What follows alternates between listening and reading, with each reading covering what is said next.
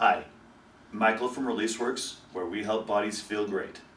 Hey, I've dealt with a lot of problems over the past few years. Shoulder pains and aches, necks that are stiff and hurting, headaches that are horrendous, as well as a low back that was weak and unstable, with a lot of pain.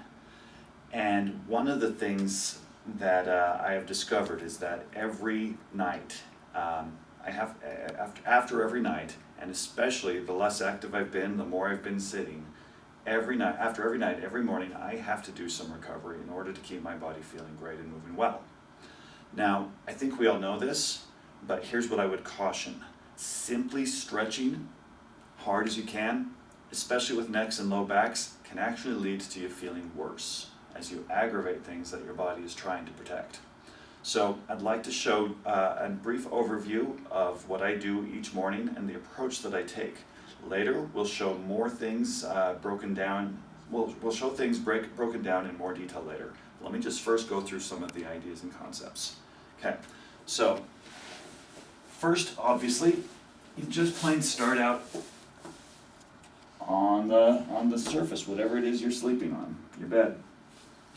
And what I like to do is just start to breathe and shift and move a little bit. The whole point is not to stretch anything really in particular, it's to get your spine moving. Imagine that it's breathing, twist it, bend it, feel all the places where it's gotten tight and stiff. And simply breathing that. One of my favorites for the low back, actually this works well for the shoulders and the neck as well, is just plain to come into this position. Allow your low back to sink and drop from your hips. Maybe even squeeze a little bit, pulling this area forward and down to get an arch in your back. Not hard, not like this. Don't do that. Just gently sinking and breathing. Starts to turn a little bit. You'll start to feel all the different joints, some of the facet joints in your spine starting to move again. The vertebrae starting to regain their alignment that they should have, the movement that they should have. Twist gently, look behind, breathe, soften. Twist the other way, continue on. At some point, I'll go to cat-cow, and I'll do a similar thing. Well, that's actually more of a down dog, but I'll do all that kind of stuff. Moving the spine. That's probably the most important thing for any of these issues. It's not stretching the spot that hurts. Forget about stretching the spot that hurts. Move the spine so that it all can move fluidly as much as possible. I'll spend time doing that. Again, turning. I might spend some time on my back doing glute bridges, not for the point of exercise, but for the point of moving and lubricating the low back joints.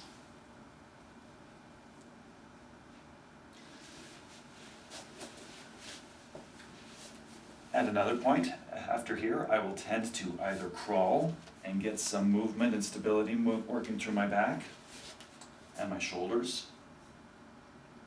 I like to make sure that the back of my neck is coming this way, lengthening through the top of my head, tucking my chin, rotating. We tend to get stuck like this. At some point, I'll probably stand up like this on my knees and work on opening the front here, pulling the top of the pelvis, pulling the hips back, and opening the fronts of the hips. And I'll do that both together like this, kneeling tall, or I'll do it in a split kneel where I can really focus on the one side, and gently, slowly, with breath, sink into movement here in the hips, twisting through the hip as it opens. I'm showing this faster than I do this. If I have to get it quickly, the whole thing will take me 2 minutes. If I have more time and especially if I need to, the whole thing might take me 10 minutes. both legs. Stand up. And start to stand tall. Moving the ribs, feeling the shoulders out and back and down as the neck lengthens away from the shoulders.